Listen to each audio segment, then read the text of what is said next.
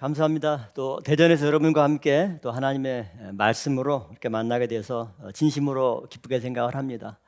여러분들이 오늘 이승현 목사님을 통해서 1강과 2강에서 예수 그리스도의 족보에 대한 내용들을 또 이렇게 잘 또 배우고 은혜를 많이 나눈 줄로 믿습니다. 좋은 식당, 그러니까 고급 식당일수록 메인 요리가 아주 유명하고 맛이 있고 그러면서 동시에 이 식당의 그 유명세를 가르는 기준이 뭐냐? 메인 코스 요리가 중요한 게 아니고 끝나고 나오는 디저트가 중요한 거예요. 네?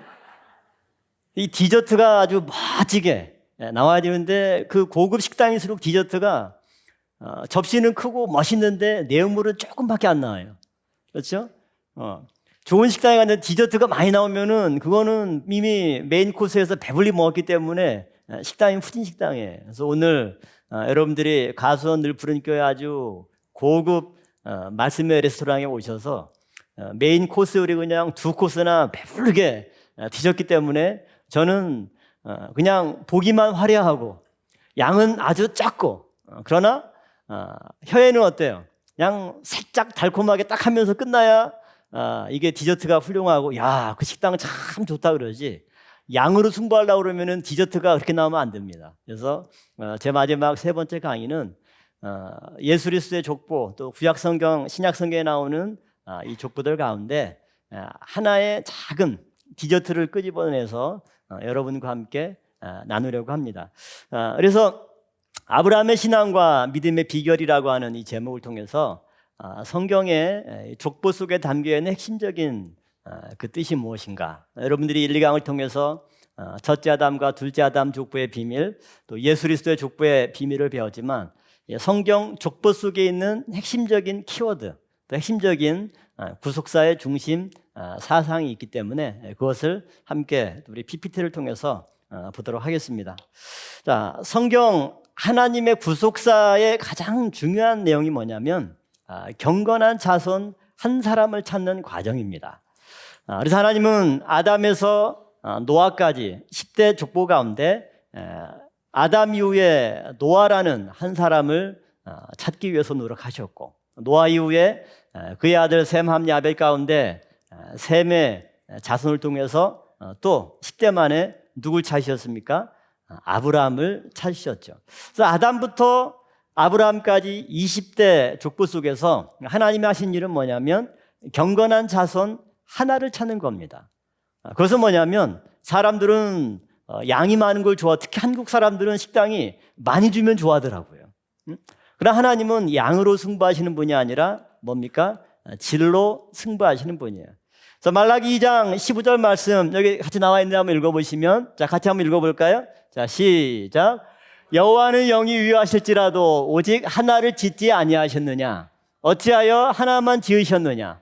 이는 경건한 자손을 얻고자 하심이니라. 그러므로 내 심령을 삼가 지켜 어리서 취한 아내에게 괴사를 행치 말지니라. 자, 하나님은 경건한 자손 하나를 얻고자 하는 거예요. 근데 하나님이 능력이 없어서 하나만 찾는 것이 아니라 하나님은 영이 유효하실지라도 하나님은 그만큼 넘치고 풍부하시고 능력이 있지만 오직 하나만을 지으셨고 하나만을 찾으셨다라고 하는 겁니다. 그래서 하나님은 아담 이후에 정말 하나님의 뜻을 깨닫고 하나님의 구속 역사를 감당할 한 사람을 찾기 위해서 20대를 기다리신 것입니다. 그래서 이 20대를 기다리는 과정 속에서 우리는 결론적으로 하나님이 아브라함을 선택하셨고 아브라함의 믿음의 터전 위에 구속 역사를 진행하셨다. 이 내용을 우리가 알고 있는 거죠. 그러면 오늘 우리가 함께 은혜를 나누고자 하는 것은 뭐냐면 하나님은 왜 아브라함을 선택하셨을까? 그리고 아브라함이 과연 어떤 믿음의 내용이 있었기에 이와 같이 하나님의 선택을 받고 구속 역사를 감당할 수 있었는가? 결론을 알면 너무나 간단하지만 그러나 그 과정, 그 배경을 우리가 한번 함께 살펴보도록 하겠습니다. 이러한 하나님의 구속 역사를 보기 위해서 우리는 오늘 본문 창세기 11장 27절에서 32절 말씀 보면 데라의 족보가 나오죠. 아담 이후 19대 손 데라와 그 다음에 아브라함에게 이어지지만 사실은 데라에게는 아들이 몇 명 있었습니까? 3명 있었죠. 아브라함, 나홀, 하란. 그러면 이 세 아들이 모두가 다 데라 다음에 언약을 계승해서 믿음의 주인공이 될 수 있는 가능성 있는 사람들이죠. 근데 세 아들 중에 결론적으로 누가 언약을 계승한 거예요? 아브라함이 계승을 한 거죠. 어떻게 해서 이 세 아들들 가운데 아브라함이 믿음을 계승했나? 그리고 이처럼 아버지에게 세 아들이 있고 세 아들 중에 믿음을 계승하는 이와 유사한 사건이 또 어디에 나오냐면 노아에게도 동일하게 나오죠. 그래서 먼저 우리가 한번 볼 것은 노아의 세 아들과 믿음의 계승의 이 내용을 보면 아브라함도 어떻게 데라의 아들로서 세 아들들 가운데 아브라함이 믿음을 계승했는가, 이것을 볼 수가 있습니다. 우리가 알다시피 노아에게처럼 셈과 함과 야벳이 있어요. 우리는 결론을 이미 다 알기 때문에 노아의 신앙과 언약을 누가 계승했습니까? 셈이 계승을 했죠. 그러면 어떻게 해서 셈이 계승을 했고 또 왜 함과 야벳은 그 언약을 계승하지 못하고 하나님의 구속사의 축복에서 탈락하게 되었는가? 이 내용을 한번 우리가 살펴보자 그 말입니다.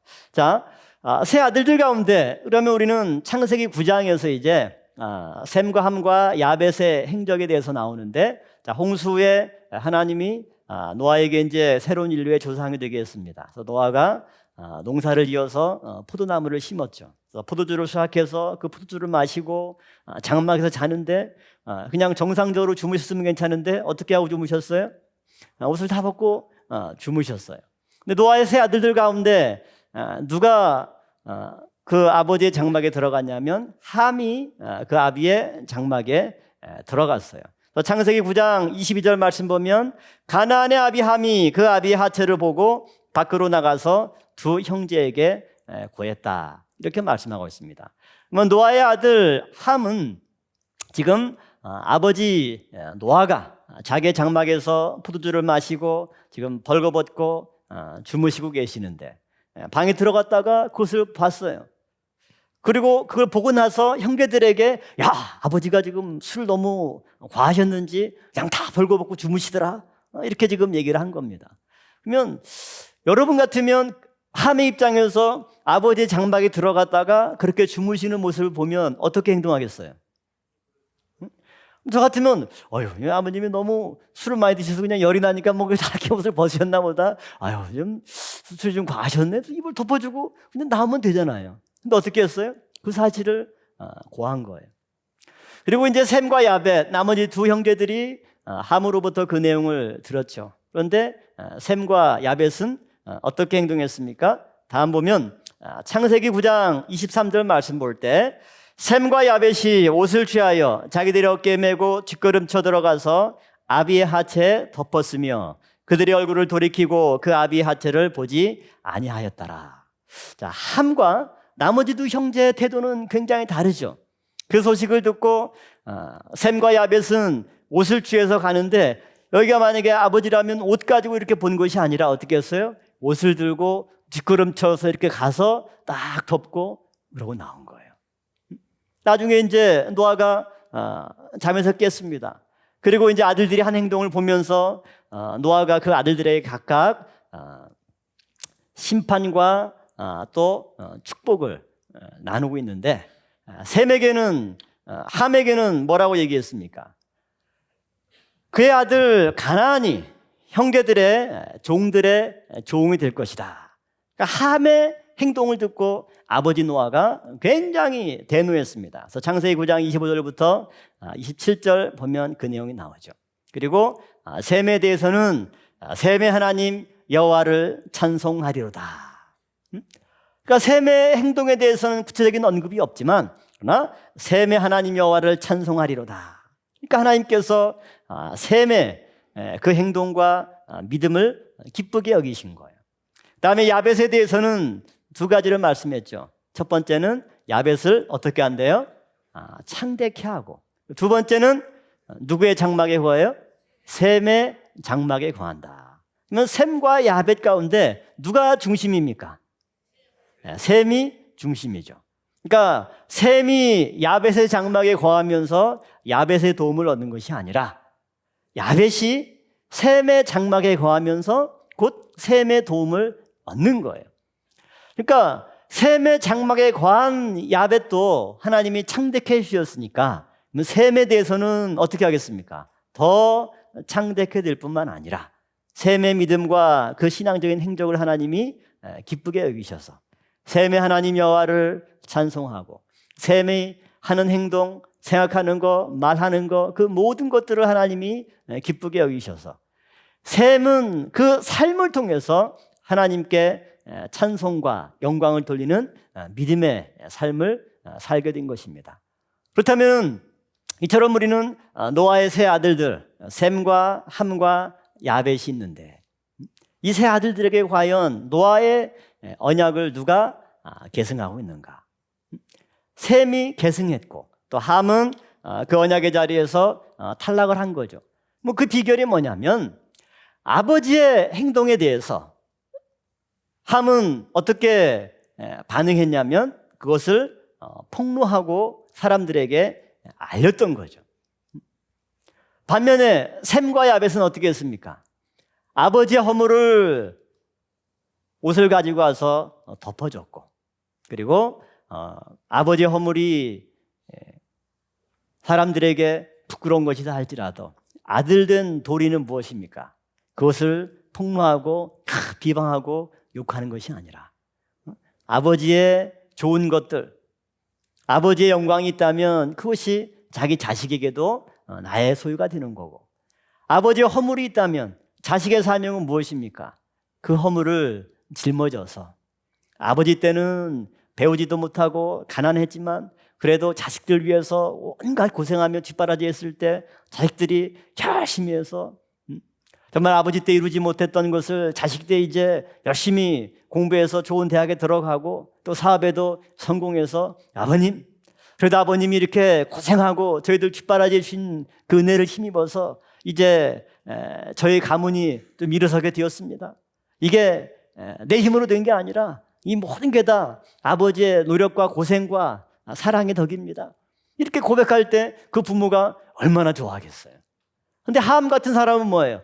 아이고 아버지 창피하니까 학교 오지 마세요. 초등학교 때 부모들이 오면 애들이 자기 엄마나 아빠가 다른 집에 비해서 좀 생긴 것도 별로고 가난해서 옷도 좀 남나고 그러면 친구들이 놀리니까 창피하잖아요. 그러니까 저희 교회 권사님 중에 애가 셋인데 7년 터울로 애를 낳은 분이 있어요. 그러니까 딸 낳고 7년 있다가 또 딸 낳고 또 7년 있다가 아들을 낳은 거예요. 거의 한 50다 돼가지고 아들을 낳은 거예요. 그러니까 아들이 얼마나 귀하고 이뻐요. 초등학교 때 이제 부모님들이 엄마들이 학교 갈 일이 많잖아요. 초등학교 때는. 그러니까 이 애가 엄마가 학교 오면 되게 싫어하는 거예요. 왜? 엄마가 왔다 오면 친구들이 야 니네 할머니 왔다. 니네 할머니 왔다 간다. 그러니까 엄마 제발 학교 좀 오지 말라고. 내가 신방 갔더니 권사님이 그런 얘기를 하더라고요.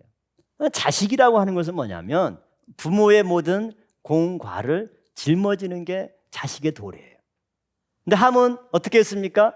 가가지고 야 아버지가 발가벗고 주무신다 다 폭로하고 그냥 사방가 떠벌리는 거예요. 그러나 셈과 야벳은 그 얘기를 듣고 그것을 덮어드리고 그다음에 그런 허물까지도 자식된 도리로서 우리가 짊어지고 감당하는 것, 이것이 자식의 도리가 아니냐. 그 모습을 보시고 하나님이 너무 기뻐하시고 그 일을 그래도 셈이 주도하고 야벳이 따라했기 때문에 하나님이 셈을 축복하고 야벳에게는 셈의 장막에 거하는 축복을 주신 겁니다. 이처럼 노아 이후에 믿음의 계승이 세 아들들 가운데 장자라서 셈이 언약을 계승하고 이 기준이 아니라 하나님은 뭐에 의해서 믿음에 입각해서 이 신앙의 축복을 전수해 주고 있다는 사실입니다. 그렇다면 오늘 이 말씀을 통해서 저와 여러분들도 셈과 같이 하나님의 그 모든 사명과 또 구속사를 이루고자 하는 그 일들을 우리 어깨에 짊어지는 믿음의 일꾼된 여러분들이 되시기를 바라겠습니다. 하나님은 그러한 사람들에게 성경 족보의 맥을 이어가게 하시겠다. 이게 노아와 세 아들들을 통한 족보의 비밀이고 또 데라 이후에 어떻게 해서 아브라함이 이것을 계승했느냐라고 했을 때 똑같은 원리가 작용한다라고 하는 겁니다. 자, 그러면 이제 데라의 세 아들들에 대해서 저희가 한번 살펴볼 텐데요. 데라에게는 아브람과 나홀과 하란 세 아들들이 있었습니다. 이 중에 먼저 하란에 대해서 살펴보면 오늘 보면 창세기 11장 27절과 28절 말씀 보면 하란에 대해서는 뭐라고 소개하고 있냐면 그 아버지 데라 아비보다 먼저 갈대아 우르에서 죽었다 이렇게 말씀하고 있어요.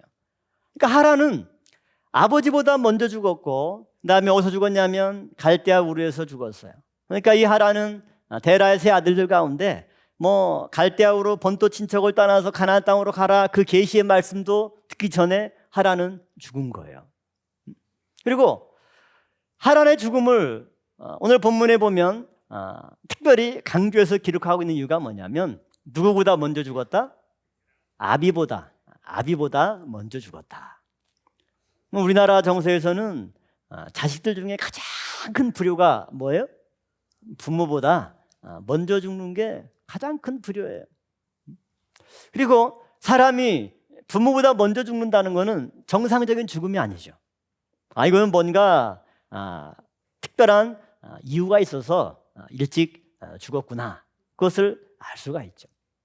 그러면 이 데라의 큰아들이 하란인데 하란이 왜 이렇게 먼저 죽게 되었을까? 하란이 단명한 이유를 우리가 한번 생각해 봐야 되겠죠. 사람이 일찍 죽는 거는 정상적인 수명을 다하지 못하고 살았다는 거니까 예를 들어서 전쟁에 의해서 희생됐다든가 아니면 질병에 의해서 일찍 죽었다든가 아니면 여러 가지 사건 사고로 인해서 일찍 죽든가 하여튼 정상적으로 자기 수명을 다 살지 못하고 일찍 죽었어요. 그것도 부모보다 먼저 죽었다라고 하는 것은 굉장히 일찍 죽은 겁니다. 그 이유에 대해서 성경이 언급하고 있지 않지만 그러나 이미 아비 데라보다 먼저 죽었다라고 하는 사실을 강조함으로써 하란에게 있어서 뭔가 영적인 문제가 있는 삶을 살았다. 그것을 말씀해 주고 있어요. 자, 성경 시편 55편 23절 말씀 같이 한번 읽어볼까요? 자, 시작. 피를 흘리게 하며 속이는 자들은 저희 날에 반도 살지 못할 것이나 나는 주를 의지하리라. 자, 피를 흘리게 하며 사람을 속이면 저희 날에 반도 살지 못할 거다. 그러니까 하란은 아마 원래 하나님이 정하신 자기의 날 수명보다 아마 반도 살지 못한 것 같습니다. 왜? 누구보다 먼저 죽었기 때문에? 아비 데라보다 먼저 죽었기 때문에. 그 다음 두 번째로 잠언 10장 27절 말씀 자 읽어봅니다. 시작. 여호와를 경외하면 장수하느니라. 그러나 악인의 연세는 짧아지느니라. 만약에 하란이 여호와를 경외했다면 장수했고 자기 수명을 다 살았겠죠. 그러나 데라보다 일찍 죽었기 때문에 그 연세가 짧은 거죠. 그러니까 하란이 의인이라는 겁니까? 악인이라는 겁니까? 성경은 악인이라고 하는 말을 간접적으로 이렇게 얘기하는 겁니다. 다음 전도서 7장 17절 말씀 읽어봅니다. 시작. 지나치게 악인이 되지 말며 우매자도 되지 말라. 어찌하여 기한 전에 죽으려 하느냐. 그러니까 이 말을 바꾸면 지나치게 악한 사람이 되고 지나치게 우매한 삶을 살면은 어떻게 된다는 겁니까? 사람이 기한 전에 죽게 된다는 거죠. 그러니까 우리는 본문에서 하란이 어떠한 삶을 살았는지 알 수는 없지만 그러나 나머지 이런 성경 구절들을 또 놓고 볼 때 하란이 그래도 아주 악한 삶을 살았구나. 그리고 하나님을 경외하지 않는 그러한 악인의 삶을 살았구나. 그래서 그 연세가 짧아졌고 자기의 기한 전에 죽었구나 라고 하는 것을 알 수가 있죠. 이처럼 데라의 첫 번째 아들 하란의 경우는 이러한 삶을 살았습니다. 그러나 하나님은 하란의 가정에 그래도 완전히 언약 계승의 기회를 박탈하지 않고 그 문을 살짝 열어놨는데 바로 자녀들을 위해서죠. 자녀들을 통해서죠. 첫 번째는 딸 밀가를 누구하고 결혼시켰습니까? 동생 나홀과 결혼했죠. 그래서 하란은 일찍 죽었지만 딸 밀가가 또 나홀과 결혼해서 그 집안을 통해서 뭔가 언약을 계승한다면 하란의 집안도 하나님 나라에서 조금 지분이 있겠죠. 그 다음에 두 번째는 그래도 하란에게 아들 롯이 하나 있었죠. 그래서 롯이 또 올바로 믿음을 잘 계승해서 하나님의 나라의 언약을 계승한다면 아버지 하란 일찍 죽었다 할지라도 건너뛰어서 데라 다음에 롯으로 또 언약이 계승될 수 있는 그런 길도 하나님이 하란의 가정에 열어놓으셨음을 알 수가 있습니다. 그 다음 두 번째로 이제 오늘 본문에서는 아브람과 나홀을 같이 다루고 있죠. 아브람과 나홀에 대해서는 그 둘이 장가를 들었다 이렇게 말씀하고 있어요. 장가 들었다. 그럼 그 다음 우리가 기대하는 게 뭔가요? 장가 들었으면 그 다음에 이제 어떻게 해야 돼요? 자식이 나야죠. 그러니까 이제 여기 장로님들, 권사님들 애들이 이제 요즘엔 결혼도 늦게 하잖아요. 한 30, 한 중반 돼도 뭐 이렇게 늦다고 그러지 않아요. 막 교회도 보면 지금 40 넘은 사람도 결혼하고 50다 돼서 결혼한 사람도 있고 그래요. 애들이 이제 늦게 결혼해요. 늦게 결혼했으니까 야, 애는 좀 빨리 얻었으면 좋겠는데 늦게 결혼하다 보니까 애도 어때요? 늦게 생겨요. 뭐 이제 며느라에 보면은 야, 뭐 소식 없냐? 근데 그거 물어보는 것도 한두 번이지. 요즘에는 옛날에야 며느리가 시부모 눈치 보지. 요즘은 시부모들이 며느리 눈치 보느라고 시집살이가 요즘에는 거꾸로 해요. 야, 그래서 뭐 궁금하긴 한데 말을 안 해주고 물어볼 수도 없고 눈치 보면서 그냥 앓고 그러는 거예요. 아브람과 나홀이 장가 들었어요. 그러면 자식이 있어야 되는데 오늘 본문에 보면 창세기 11장 30절에 이따 다루겠지만 아브라함의 경우는 사레가 잉태하지 못함으로 자녀가 없었더라 이렇게 얘기를 하고 있고, 반면에 나홀에 대해서는 오늘 본문에서는 장가 들었다 그 내용만 나오고 있지만 창세기 다른 성경 구절을 찾아서 보면 나홀의 가정은 결혼한 다음에 애를 잘 낳았어요. 몇 명 낳았습니까? 아들만 8명 낳았어요. 또 창세기 22장 20절과 23절까지 말씀 보면 이일 후에 혹이 아브라함에게 고하여 이르기를 밀가가 그대의 동생 나홀에게 자녀를 낳았다 하였더라. 그러니까 아브라함의 동생 나홀이죠. 그 맏아들은 우스요, 우스의 동생은 부스와 아람의 아비 그무엘과 게셋과 하소와 빌다스와 이들랍과 부두엘이라. 이 8사람은 아브라함의 동생 나홀의 처 밀가의 소생이며 부두엘은 리브가를 낳았고, 나홀이 밀가와 결혼해서 8명의 아들을 낳고 그 8명의 아들 중에 막내 아들이 누구예요? 부두엘입니다. 자, 여기서 지금 족보는 꼬리에 꼬리를 무는 특성이 있어요.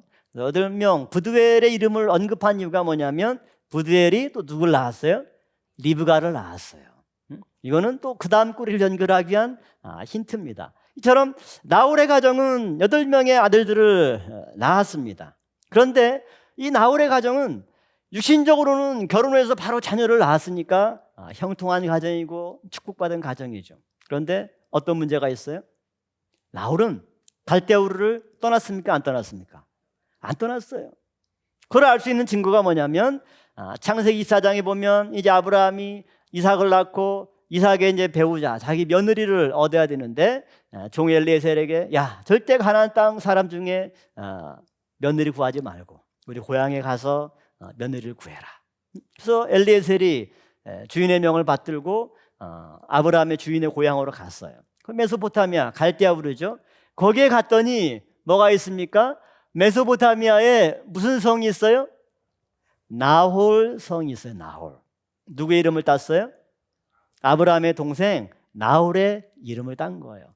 그러니까 나홀은 이걸 통해서 볼 때 우리가 뭘 알 수 있냐면 아버지 데라가 자녀를 이끌고 갈대아우를 떠날 때 첫째 아들 하란은 이미 죽어서 데리고 나올 수 없고 그 집안을 대표해서 대신 누굴 데리고 나왔어요? 롯을 데리고 나왔고, 그 다음에 아브람과 그 아내 사레 며느리를 데리고 나왔고, 그 다음에 나홀 집안은 데리고 나오려는데 나홀이 아버지를 따라서 고향을 떠났어요? 안 떠났어요? 안 떠났어요. 오늘 내용을 보니까 이미 나홀은 갈대아우로 즉 메소포타미아 지역에서 정착해서 세상적으로 보면은 성공했죠. 그래서 그쪽 지역에 가면은 집안 유지예요. 대전에 와가지고 대전역에 내려서 그 유흥조 목사님 있는 데 갑시다 그러면 사람들이 알까요 모를까요? 아마 대전 사람들 다 아실 거예요. 유흥조 목사님 유명하고 목회를 잘하시니까. 근데 사실은 우리가 서울에 가서 예를 들어서 누구 이름 됐는데 그 사람 다 알고 어디로 안내하고 그러지 않잖아요. 근데 나홀은 메소포타미아 지역에서 제일 유명한 사람이에요. 그리고 그 이름을 따서 성을 지어서 나홀성. 그러니까 엘리에셀이 그 주인의 동생 집을 잘 찾아가는 거예요. 그러니까 나홀은 육신적으로 보면 어때요? 아브람과 나홀이 장가들어서 형은 애도 못 낳고 막 그러는데 동생은 그냥 가자마자 불렀다가 좀 배가 좀 꺼진가 싶으면 또 불렀다가 또 꺼졌다가 8명 나니까 얼마나 바쁘고 정신없습니까? 그렇죠? 그런데다가 사업도 잘 돼서 갈대아우르 메소포타미아 지역에서 가장 유력한 집안이 되어서 그냥 개인 주택이 아니라 뭘 지었어요? 큰 성을 지어서 성 이름으로 자기 이름을 따가지고 나홀성이다. 이런 나홀의 삶을 볼 때 나홀은 하나님의 말씀과 영적인 축복을 사모하는 사람입니까? 아니면 세상적인 형통과 축복을 더 사모한 사람입니까? 세상적인 것을 더 사모한 사람이죠. 그러니까 아버지 데라가 야 하나님 말씀하시는데 여기 떠나서 가나안 땅으로 가라고 하더라. 나 가자. 이렇게 하는데 데라가 이렇게 얘기하는데 나홀이 들어요 안 들어요? 아유 아버지 지금 와이프가 애 베고 지금 깐난하게 데리고 있는데 언제 그렇게 멀리 갑니까? 그리고 저는 여기서 이미 사업 기반 닦고 있는데 여기서 그냥 사업 번창시키고 할 테니까 아버지나 가서 새롭게 하세요.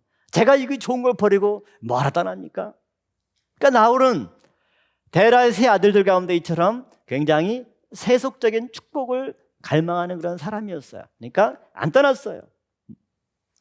이것이 나홀의 가정의 특징입니다. 갈대아우르에서 성공해서 자신의 이름을 딴 성을 건축하고 세상적인 풍요와 번성을 누린 아들이에요. 반면에 아브람과 사라의 가정 어떻습니까?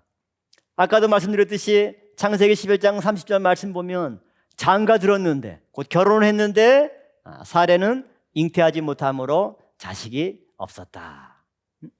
이게 굉장히 중요한 말입니다. 여기서 잉태하지 못함으로 라고 하는 말은 곧 불임 여성이요. 애를 가질 수 없는 여성이에요. 그러니까 뭐 가족교육에서 늦게 해서 아직 자식이 없는 것이 아니라 사례가 애를 가질 수 없는 그런 신체적인 상태이기 때문에 자식이 없는 거예요. 그러니까 이처럼 데라의 세 아들들을 보면 도대체 어느 아들을 통해서 하나님의 구속사를 이어갈지. 하라는 아비보다 일찍 죽었죠. 나홀은 아버지 내가 이미 여기서 기반 잡고 잘 사는데 왜 떠납니까? 아버지 나가세요. 안 떠나요. 겨우 따라온 아들 아브라함 보니까 그 집안은 소망이 있어요 없어요? 애를 또 못 낳아요. 그러나 이걸 통해서 하나님이 말씀하시고자 하는 것은 뭐냐면 하나님의 구속 역사는 이처럼 무에서 유를 창조하는 역사다. 나의 능력과 나의 공로가 아니라 하나님의 전적인 주권으로 역사하시는 섭리가 하나님의 구속 역사다. 내가 아브라함처럼 자녀를 가질 수 없고 아무 능력도 없지만 그러나 말씀에 순종해서 나아갈 때 하나님이 그런 나를 통해서 이 놀라운 구속 역사를 이루어 가시겠다. 그 메시지를 이 본문에서 우리에게 말씀해 주고 있습니다. 오늘 저와 여러분들도 이 시간 구속사 세미나를 통해서 나의 삶이 아브라함과 같이 아무 능력도 없고 아무것도 내가 가진 것이 없지만 그러나 오직 하나님의 말씀에 순종할 때 순종하는 그러한 나를 통해서 하나님의 큰 일을 이뤄가는 신령한 도구가 되시기를 바라겠습니다. 자, 이처럼 하나님은 자녀를 낳을 수 없는 아브라함을 통해서 자손과 큰 민족에 대한 약속을 이루어 가시고 하나님의 계획은 이제 내가 어떻게 이 불가능 속에서 놀라운 가능의 역사를 이루어 가는지 다 목도하고 주목해서 보라. 이런 자신감 있는 하나님의 메시지를 오늘 본문 속에서 우리에게 담겨주고 있는 겁니다. 그래서 데라의 족보를 정리해 보면 데라에게처럼 아브라함과 나홀과 하란 세 아들들이 있는데 셋 다 막막해요. 하란은 아비보다 먼저 죽어서 언약을 계승할 수 없고 나홀은 메소포타미아에 머물러서 안 떠났어요. 유일하게 아버지를 따라서 왔지만 아브라함의 가정은 잉태하지 못하는 그러한 문제점이 있는. 그러면 과연 도대체 하나님은 이 세 아들들 가운데 어떻게 언약을 계승하는 이 구속 역사를 이어가시는가? 자, 먼저 데라 이후에 이제 언약의 계승과 아브라함의 신앙이 어떻게 되는가 한번 살펴볼 때 먼저 데라에 대해서 한번 저희가 봐야 되죠. 데라는 성경을 볼 때 오늘 창세기 본문에서는 갈대아 우르에서 하나님의 계시를 받고 먼저 갈대아 우르를 떠나서 가나안 땅으로 가는 일에 주도권을 쥐었던 사람은 초창기에는 누구였습니까? 아버지 데라였죠.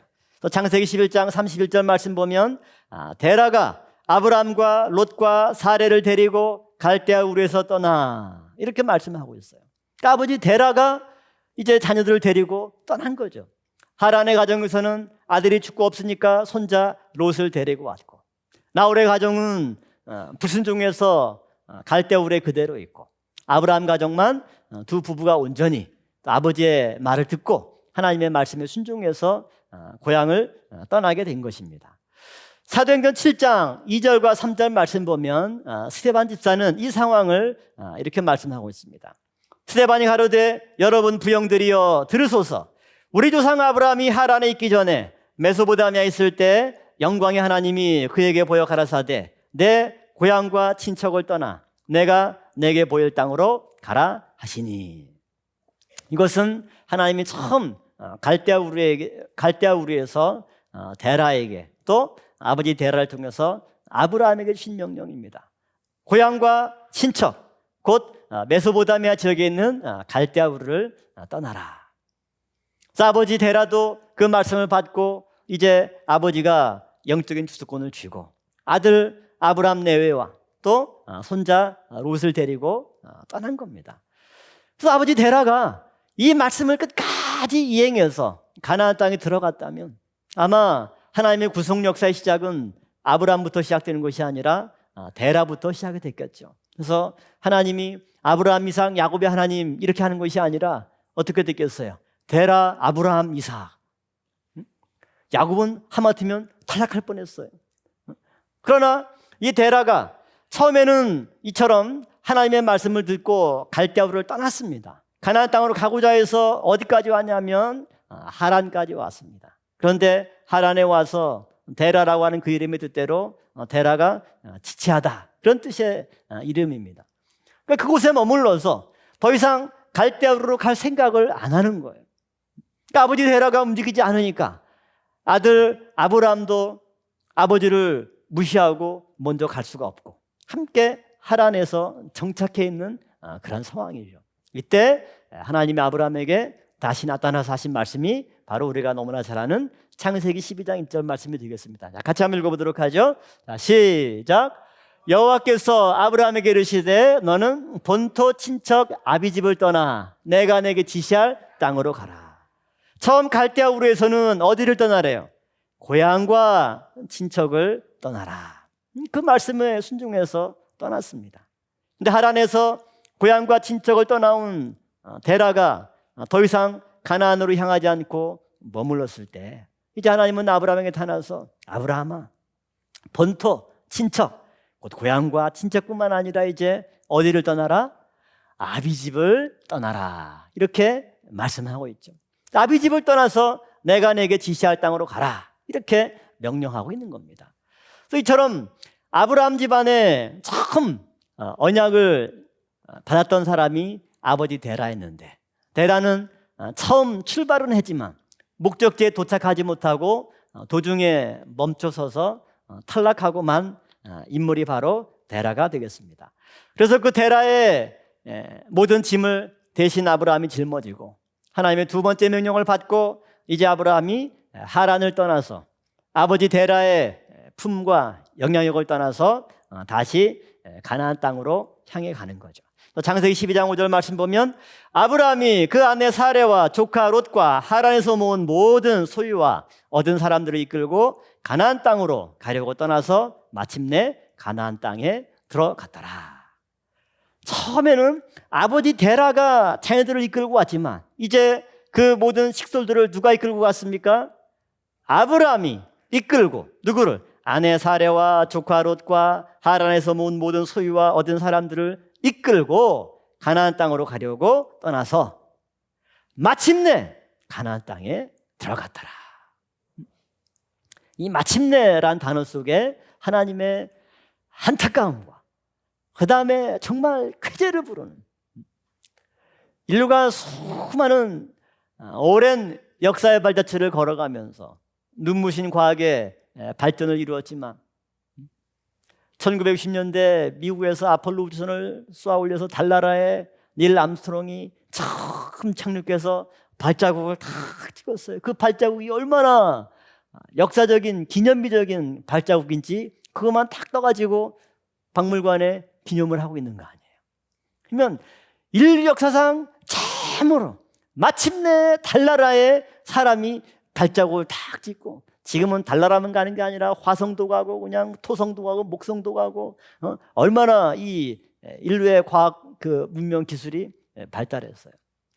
하나님은 경건한 자손 한 사람을 찾았고, 이제 그 경건한 자손 한 사람을 하나님의 거룩한 땅으로 인도해서 그곳에서 본격적인 구속 역사를 시작하는 것, 이것이 하나님의 플랜이에요. 하나님이 겨우 20대 만에 아담 이후 아브라함 한 사람을 찾았고, 이제 그 가정을 인도해서 예배둔 가나안 땅, 거룩한 땅으로 인도하는 건데 그게 안 되는 거예요. 아버지 데라가 떠났는데 하란에서 머물러서 더 이상 올 생각을 안 해. 아브라함에게 명령했는데 아브라함도 그냥 아유 하나님, 저 아버님이 계신데 제가 어떻게 떠나요? 아버님 돌아가시면 그 다음에 제가 떠날게요.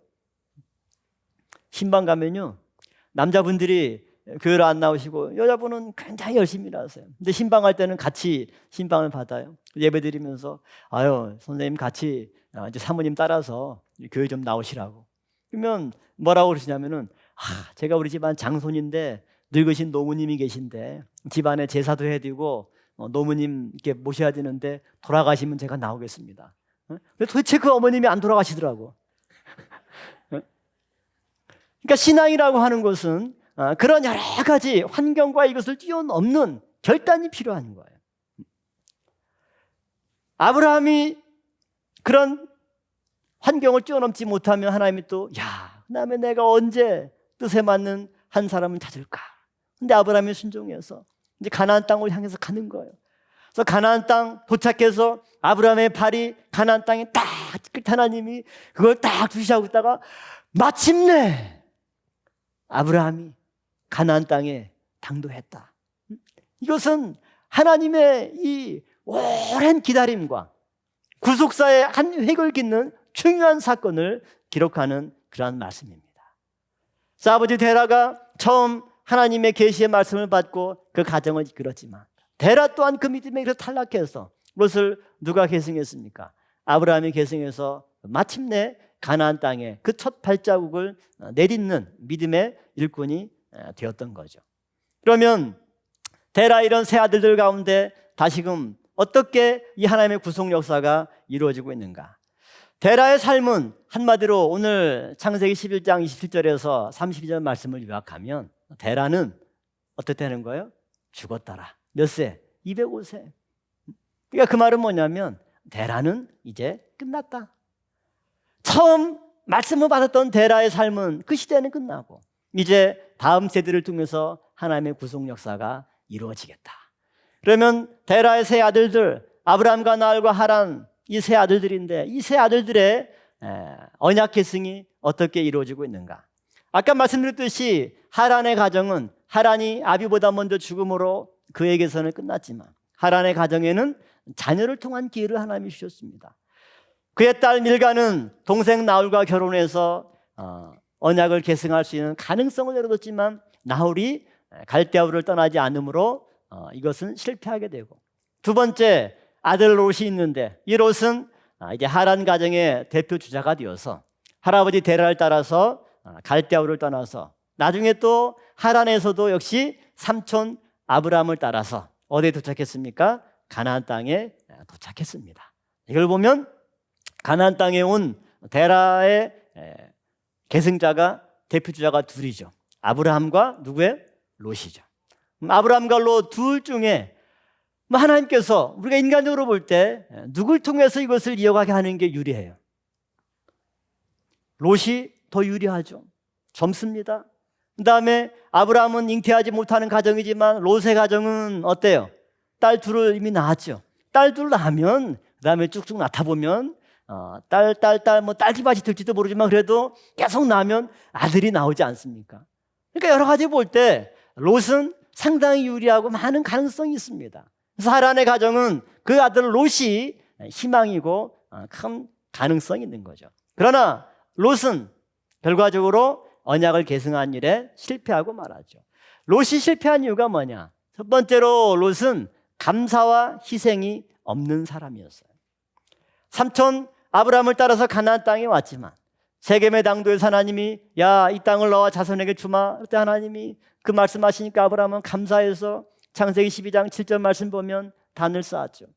베델과 아이 사이에서 또 여호와 이름을 부르면서 감사해서 단을 쌓았죠. 애굽에 내려갔다 다시 올라와서 처음 단을 쌓았던 베델과 아이에서 다시 여호와 이름을 부르면서 단을 쌓았습니다. 아브라함은 가는 곳마다 단을 쌓고 하나님께 감사했고, 단을 쌓는다는 것은 많은 물질과 시간과 노력을 들이는 희생이 따르는 겁니다. 그런데 성경 보면 롯이 하나님께 단을 쌓았다, 하나님께 감사했다, 그런 게 나와야 안 나와요? 안 나와요. 그러니까 우리 식으로 표현하면은 롯은 늘 뭐만 하나만 들고 다니는 사람이에요? 숟가락만 들고 다니는 사람이에요. 아브라함이 하나님께 헌신하고 감사하고 축복받을 때 얼른 밥상에 올라가서 숟가락 먼저 드는 사람이 누구였어요? 롯이었어요.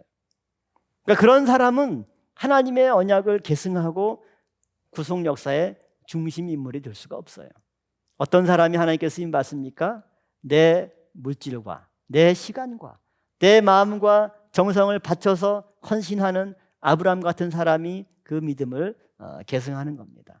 두 번째로 롯과 이제 아브라함이 너무 큰 축복을 받아서 갈라지게 될 때 창세기 13장 10절 말씀 보면 롯이 스스로 자기의 갈 길을 선택하는 거죠. 그래서 롯이 눈을 들어 요단들을 바라본즉 여호와의 동산 같고 애굽 땅과 같았더라. 그래서 롯이 삼촌 아브라함과 헤어질 때 어느 쪽 지역을 선택했냐면 요단 동편 들을 선택해서 쭉 가다가 결국 어디에 정착했어요? 소돔성에 정착을 했어요. 근데 우리는 여기서 롯의 가치관, 롯의 신앙을 알 수 있는 중요한 단서가 있어요.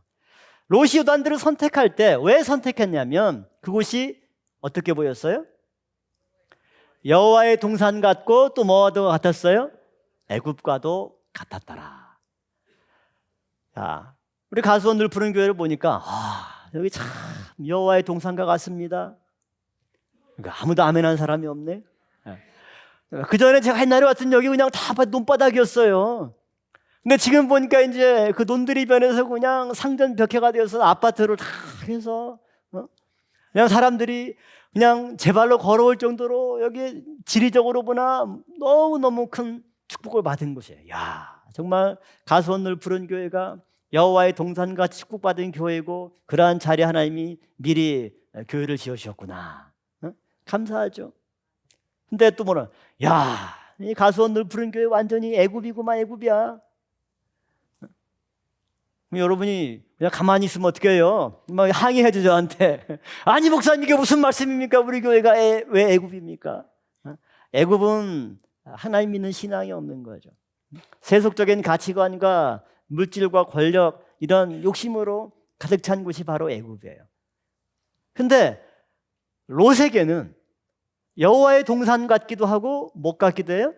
애굽과도 같았더라. 그게 어떻게 가능해요? 이걸 보면 롯의 가치관은 뭡니까? 하나님의 동산을 뭐로만 생각하는 거예요? 물질적인 풍요와 세상적인 영광 이거로만 생각하는 사람이 바로 롯이에요. 그러니까 애굽은 세상에서 가장 물질 문명이 번성한 곳인데 하나님의 은혜로 축복받은 것이 아니라 애굽과도 같이 서로 구별이 안 되는 여호와의 동산도 같고 애굽과도 같은 그러니까 하여튼 그냥 잘 먹고 잘 사는 거 이것이 하나님을 믿는 신앙의 결과고 롯의 신앙의 척도인 거예요. 그러니까 짠돌이같이 자기 주머니에서 헌신하는 거 없고 늘 숟가락만 들고 삼촌이 제단 쌓으면 거기서 탁 붙어가지고 같이 예배드리고 복 주시면 같이 그거나 얼른 줄 서가지고 챙겨가는 이것이 롯의 신앙입니다. 그 결과 롯은 소돔성을 선택해서 갔는데 롯의 그러한 선택의 성경은 잘못된 선택이다 이렇게 얘기를 하고 있어요. 왜냐하면 소돔성을 선택했는데 창세기 13장 13절 말씀 보면 소돔 사람들은 악하여 여호와 앞에 큰 죄인이었더라. 아니 우리가 가수원동에 교회를 지었는데 나중에 하나님이 야 가수원동 사람들은 여호와 앞에 큰 죄인이었더라. 그럼 어떻게 해야 돼요? 교회 빨리 옮겨야죠. 그럴 거 아니에요. 그렇죠? 근데 롯이 소돔성으로 정착했는데 소돔 사람들은 여호와 앞에 큰 죄인이었다. 그러니까 롯이 잘못된 선택을 한 거예요. 왜 그렇습니까? 하나님의 인도하심을 따라간 것이 아니라 자기 스스로 눈을 들어서 선택했기 때문에.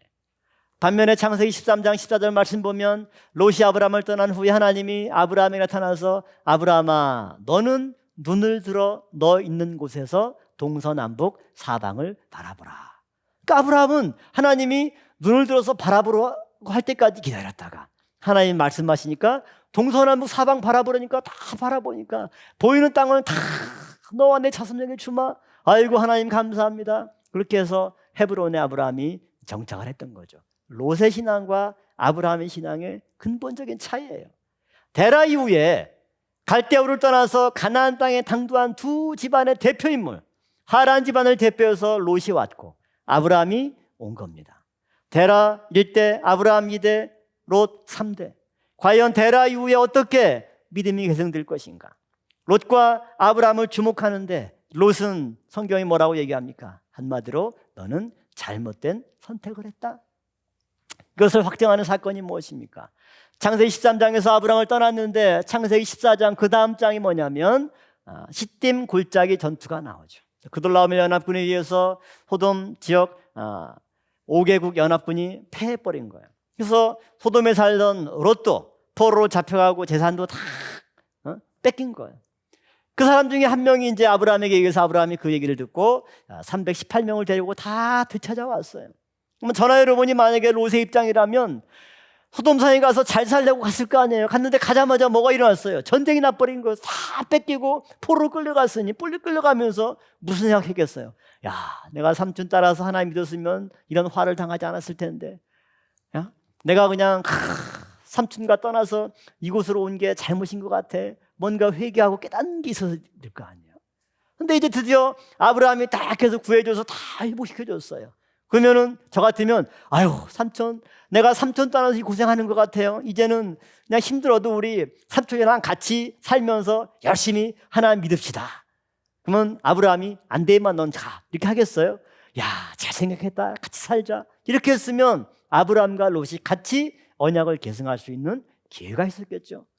근데 성경 보면 롯이 그렇게 한번 당하고도 또 어디로 갔어요? 소돔으로 또 갔죠. 또 가니까 이번에는 소돔 사람들이 악했기 때문에 하나님이 불과 유황으로 소돔성을 쳐버린 거죠. 그 결과 롯의 가정이 어떻게 되었습니까?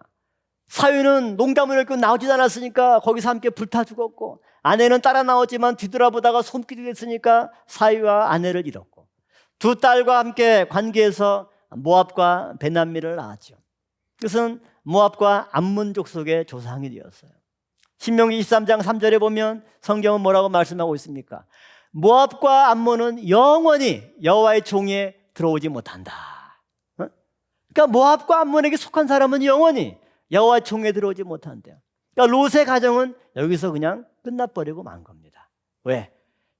같이 갈대아우를 떠나서 가나안 땅까지 아브라함과 함께 들어갔지만 롯은 하나님의 말씀과 신앙과 믿음에 의한 과정이 아니고 삼촌 따라서 새로운 곳에 가면 더 잘 살고 더 번성하고 뭔가 내 삶이 바뀌지 않을까 세상적인 욕심을 가지고 따라 나왔던 겁니다. 말씀의 편을 택하지 않고 세상의 성공과 이익을 선택하려고 나아가다가 결국 멸망하고 이미 하나님의 언약의 자리에서 영원히 탈락해버리고 만 사람이 바로 롯이고 그와 함께 하란의 가정은 끝이 나고 만 거죠. 그 다음 두 번째 이제 나홀의 가정을 한번 보도록 하겠습니다. 나홀의 가정은 아까 말씀드렸듯이 창세기 22장에 나홀의 자녀들 8명의 자녀들 가운데 막내 아들이 누구였어요? 브드웰이었죠. 이 브드웰이 누굴 낳았냐면 리브가와 라반을 낳았어요. 리브가와 라반은 어떻게 연결이냐면 리브가가 누구와 결혼했어요? 이삭과 결혼했어요. 그래서 그의 오라버니 라반이 자기 여동생 리브가가 그 종을 따라서 이제 아브라함 집안으로 시가겠다고 하니까 축복하면서 뭐라고 축복했습니까? 너는 천만인의 어미가 될 것이다. 그 축복과 같이 리브가가 이삭과 결혼해서 야곱을 낳았고 야곱의 12아들을 통해서 이스라엘 민족과 하나님의 큰 민족이 생성됨으로써 그 축복의 내용을 성취한 사람이 바로 리브가죠. 그 다음에 리브가 다음에 이제 리브가의 오라비 라반에게 두 딸이 있었죠. 누굽니까? 레아와 라헬인데 레아와 라헬은 또 누구와 결혼했어요? 야곱과 결혼했죠. 창세기 29장 16절에 보면 라반이 두 딸이 있으니 형의 이름은 레아요 아우의 이름은 라헬이라. 나홀은 갈대아 우르를 떠나지 않고 그곳에 정착했지만 또 어떤 길을 하나님이 열어주셨냐면 자녀들을 통해서 특별히 그 후손인 딸들을 통해서 누구 집안과 연결이 돼요? 아브라함 집안과 연결이 돼서 결혼을 통해 아브라함 가정과 연결되는 그런 길을 하나님이 또 열어주셨어요. 다음 세 번째로 이제 아브라함의 가정을 보면 아브라함은 롯과 상반되게 감사와 예배의 삶을 살았죠. 가는 곳마다 단을 쌓고 하나님께 감사의 삶을 살았어요. 그러나 아브라함은 처음부터 완벽한 신앙의 삶을 산 사람이 아니라 저 여러분 같이 연약해서 실수하고 때로는 실패하고 넘어지는, 그러나 그런 넘어지는 과정 속에서 하나하나 배워가고 성장해서 신앙의 최고봉에 섰던 사람이 바로 아브라함입니다. 그래서 아브라함은 가나안 땅에 힘들게 들어갔지만 창세기 12장 10절 말씀 보면 기근으로 인해서 어디로 내려가 버렸어요? 애굽으로 내려가 버렸어요. 그 아브라함이 애굽으로 내려갔을 때 하나님이 얼마나 마음이 아팠을까요? 야, 네가 어떻게 해서 들어간 가나안 땅인데 기근이 일었다고 그걸 저버리고 애굽으로 내려가? 애굽으로 내려갔다가 또 바로 왕의 눈을 피해서 자기 아내를 뭐라고 속였습니까? 누이라고 속였죠. 세상에 남자로서도 창피하잖아요. 부인하고 같이 길을 가는데 만약에 폭력배들이 딱 뭐라 그러면 어때요? 그래도 힘이 없어도 여보 여기 가 있어 내가 딱 맞고 그렇게 해주는데 갑자기 그냥 아내 내세우면서 여보 뭐 그러면서 하고 그러면 나중에 부인한테 이혼당해요. 당신 그렇게 비겁한 사람인지 몰랐다고. 애굽에 내려간 아브라함의 모습은 인간적으로 볼 때 너무나 연약하고 정말 나의 삶과 생명 하나님이 지켜주신다 그런 믿음이 어디 갔는지 찾아볼 수 없는 그런 부끄러운 모습이에요. 그리고 또한 창세기 16장에 보면 하나님이 약속하신 자녀가 생기지 않죠. 그러니까 아내 사라가 여보 그 애굽 여인 내 몸종 하갈이 있잖아요. 하갈 통해서 자식을 좀 낳으라고. 그러니까 창세기 16장 12절 말씀 보면 아브라함이 사레의 말을 들으니라 이렇게 기록하고 있어요. 지금까지 아브라함은 누구의 말만 듣고 따라온 거예요? 하나님의 말씀만 듣고 갈대아 우르에서 하란에서 가나안 땅까지 왔는데 지금 이 순간 뭔가 하나님의 말씀이 이루어지지 않고 자기 믿음이 흔들리다 보니까 이제 아내의 말을 듣는 잘못을 범해서 그 결과 원래 하나님의 예정이 없던 이스마엘을 낳아서 이스마엘의 자손과 이삭의 자손끼리 지금까지 싸우는 그런 분쟁의 씨앗을 아브라함이 만들고 만 것이죠. 그러나 이러한 아브라함의 실수와 실패를 하나님께서 회복시키기 위해서 이삭을 주기 전에 하나님은 할례 언약을 통해서 그런 모든 아브라함의 연약함과 죄악과 실수의 그런 피를 다 빼내서 회복시키는 가운데 하나님이 아브라함에게 약속하신 아들 이삭을 허락하셨습니다. 그리고 마지막 이제 독자 이삭을 청년으로 키워냈을 때 하나님은 창세기 12장에서 이제 아브라함에게 명령합니다. 네 아들 사랑하는 독자 이삭을 모레한 산에 가서 바쳐라. 창세기 22장 3절 말씀 보면 사례 말을 들을 때 아브라함이라면 이 쇼킹한 말을 들었을 때 아내하고 상의했겠어요, 안 했겠어요? 아니, 창세기 16장의 상태라면 당연히 상의했겠죠. 여보, 간밤에 하나님이 나타나서 그러는데 우리 아들 이삭을 모리안 산에 같이 바치래, 어떻게 하면 좋을까? 대답은 뭘까요? 야마, 미쳤어? 엄마 입장에서 그럴 거 아니에요. 당신 어디서 개 꿈꿔가지고 무슨 하나님이 아들 잡아먹는 하나님이야? 아마 그렇게 했다면 아브라함이 그렇긴 그렇지 그랬을 거예요. 그런데 아브라함의 신앙이 성장했다는 게 창세기 22장 3절에 보면 아내 사라와 전혀 상의하지 않고 아침 일찍 일어나서 모리안 산으로 갔어요. 뭡니까? 하나님의 말씀만 듣는 사람으로 아브라함이 성장했다라고 하는 거죠. 그처럼 아브라함은 우리와 똑같은 연단을 겪고 우리와 똑같이 연약하기도 하고 실수하기도 하고 실패하기도 했지만 그럴 때마다 회개하고 하나님의 은혜를 하나하나 깨닫는 가운데 급기야 하나님의 말씀만 듣고 순종한 사람으로 바뀌었을 때 창세기 22장 12절에 하나님은 뭐라고 말씀하고 있습니까? 내가 이제야 내가 하나님을 경외하는 줄을 아노라. 아브라함을 믿음의 최고봉, 그야말로 믿음의 조상으로 인정하고 공포하는 말씀이 창세기 22장 12절 말씀이 되겠습니다. 이렇게 해서 하나님께서는 데라 가정을 세 아들들이 있지만 하란은 아비보다 먼저 죽고 롯이 그 자리를 이어갔지만 롯은 말씀에 관심이 없는 사람이에요. 교회는 나오긴 나오지만 교회 나오는 목적이 뭐예요? 야, 교회 나오면 부자 된대. 교회 나오면 우리 아들이 좋은 학교 간대. 교회 나오면 보니까 사람들도 많고 뭐 비즈니스 하는 사람들은 교회처럼 좋은 데가 어디 있어요. 또 교회 좋아하는 사람이 누구예요? 정치인들 좋아하더라고요. 선거했으니까 그냥 뭐 기호 1번, 기호 2번, 기호 3번 평소에 못 보던 사람들이 다 교회 와서 막 헌금도 하고 인사도 하고 얼마나 잘하는지 몰라요. 선거 끝나면 또 안 보여요. 그러니까 롯은 그런 사람이었을 때 데라의 큰아들 하란의 가정은 언약의 자리에서 탈락하고 말았고, 아브람과 나홀인데 나홀은 메소포타미아에서 떠나지 않고 세상에 머물러 있었고, 그 다음에 잉태하지 못해서 애도 낳지 못하는 아브라함의 가정을 하나님이 부르셨을 때 그야말로 불가능해서 가능을 이루어내시고 무에서 유를 창조하는 가운데 약속하신 대로 이삭과 야곱과 또 12아들 요셉을 통해서 하나님의 언약을 데라 이후에 이제 누굴 통해서? 아브라함을 통해서 이어가는 겁니다. 그리고 나홀의 가정은 아까 말씀드린 대로 이삭과 리브가가 결혼해서 아브라함 집안과 연결되고, 그다음에 레아와 라헬이 야곱과 결혼해서 또 연결되고. 그러니까 레아나 라헬이 야곱을 뭐라고 불렀을까요? 여기 이삭을, 레아나 라헬이 이삭을 뭐라고 불러요? 시아버지 진지 드세요. 그렇죠?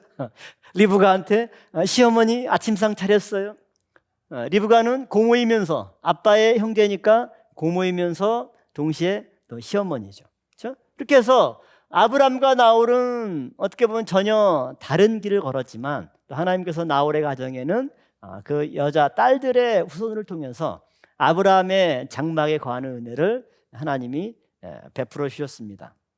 자, 그러면 이처럼 데라 이후의 언약의 계승이처럼 아브라함, 나홀, 하란 세 아들이 있지만 나홀과 하란은 각각 자신들의 욕심으로 인해서 언약의 길에서 탈락하고 아브라함이 데라를 이어서 언약을 계승하는 주인공이 되고, 그런 아브라함의 믿음을 통해서 하나님의 구속 역사가 예수 그리스도의 때까지 이어지게 되었다. 이 사실을 알 수가 있죠.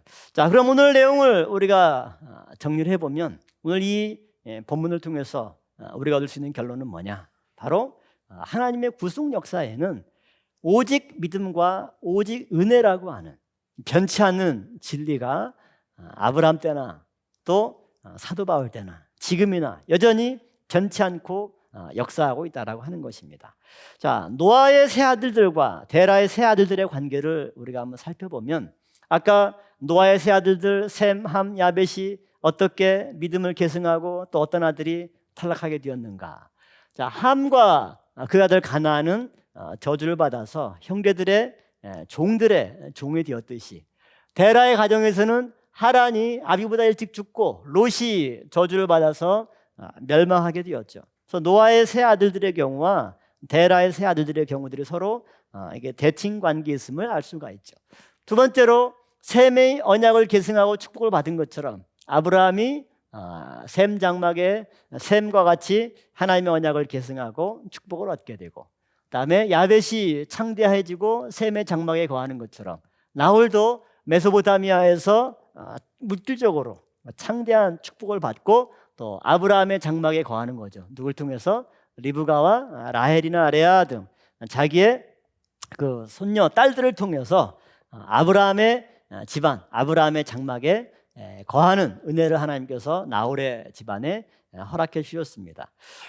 그 다음 우리는 아브라함의 축복과 믿음의 비결을 우리는 오직 믿음, 오직 은혜라고 하는 내용을 통해서 결론을 맺을 수가 있죠. 로마서 1장 17절 말씀 잘 아는 구절이지만 우리 함께 한번 읽어보도록 하겠습니다. 자, 시작. 복음에는 하나님의 의가 나타나서 믿음으로 믿음에 이르게 하나니 기록된 바 오직 의인은 믿음으로 말미암아 살리라 함과 같으니라. 가나안 땅에 같이 왔던 아브라함과 롯의 차이가 뭡니까? 아브라함은 믿음에서 믿음으로 점점 성장하고 향상된 신앙의 삶을 살았죠.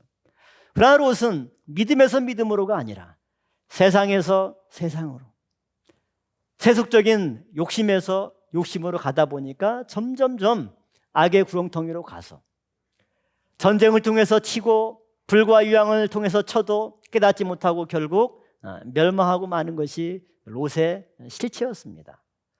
그러나 하나님은 아브라함에게 믿음의 씨앗을 주셨습니다. 아브라함의 그 자리에 선 거, 아브라함의 공로 아무것도 없죠. 아브라함의 능력 아무것도 없습니다.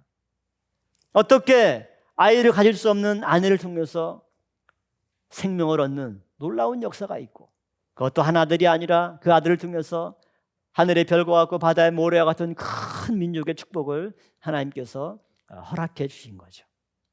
믿음은 이처럼 불가능을 가능케 하는 원동력인 줄로 믿습니다. 믿음이야말로 소망이 없는 사람에게 새로운 소망을 주시고, 믿음이야말로 아무것도 없는 맨손이지만 그런 아브라함에게 온 우주를 맡기는 놀라운 축복을, 또 그런 비전을 이루어 주셨습니다. 오늘 이 시간에 우리가 얻어갈 거 단 한 가지입니다. 아브라함과 같은 믿음을 얻어가는 저와 여러분이 되시길 바라겠습니다. 그 믿음만 있다면 불가능해서 놀라운 하나님의 가능의 역사가 일어날 줄로 믿습니다. 또한 아브라함의 삶을 보면 한마디로 사도 바울이 고백한 삶과 전혀 다를 바가 없습니다. 고린도전서 15장 10절 말씀, 이것 또한 같이 한번 읽어보도록 하겠습니다. 자, 시작. 그러나 나의 나된 것은 하나님의 은혜로 된 것이니 내게 주신 그의 은혜가 헛되지 아니하여 내가 모든 사도보다 더 많이 수고하였으나 내가 아니요 오직 나와 함께 하신 하나님의 은혜로다. 사도 바울이 예수님 이후에 신약 교회를 창설한 주인공입니다. 사도 바울이 아니었다면 이 교회 시대는 이루어지지가 않았을 것입니다. 우리가 알다시피 사도 바울은 엄청난 지적인 능력과 뛰어난 자질이 있는 사람입니다. 그러나 그 사도 바울이 하나님 앞에 뭐라고 고백합니까? 하나님, 나의 나된 것은 하나님의 은혜로 된 것입니다. 내게 주신 그의 은혜가 헛되지 아니해서 내가 모든 사도보다 더 많이 수고했지만 내가 아니라 나와 함께 하신 하나님의 은혜입니다. 아브라함의 인생을 봐도 아브라함이 한 거 있어요, 없어요?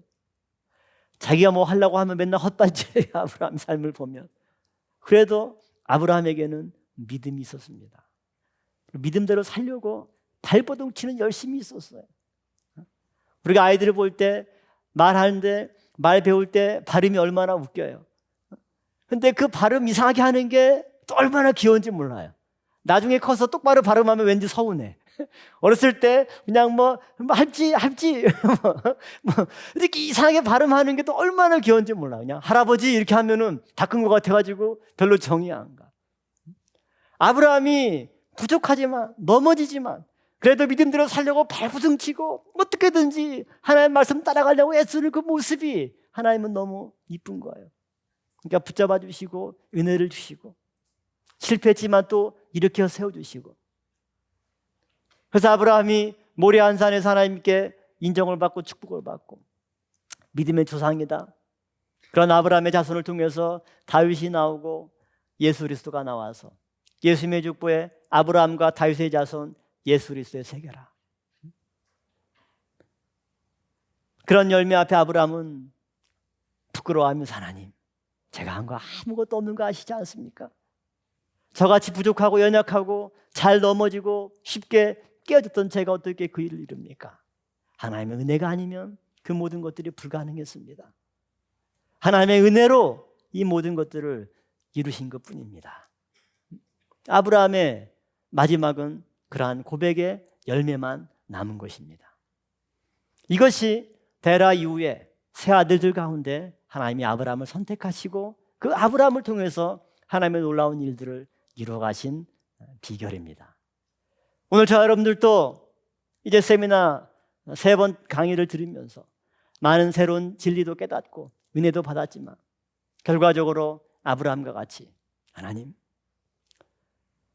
내가 믿는 거 이것도 내 지식으로 내 능력으로 믿은 것이 아니라 하나님이 은혜 주셔서 믿음 주셔서 믿음에서 믿음으로 내가 자라갔고 하나님의 은혜로 역사해 주셔서 내가 넘어질 때마다 내 발걸음을 지켜주시고 내가 잘못된 길로 갈 때마다 다시 내 발걸음을 돌이켜서 의의 길로 생명의 길로 인도해 주신 결과인 줄로 믿습니다. 그 하나님의 은혜가 나를 붙잡아 주시고 우리 가정을 지켜주시고 또 우리 교회를 지켜주셔서 하나님이 지금까지 이어가시는 이 놀라운 구속 역사를 힘있게 진행하시고 완성할 수 있도록 역사해 주시옵소서.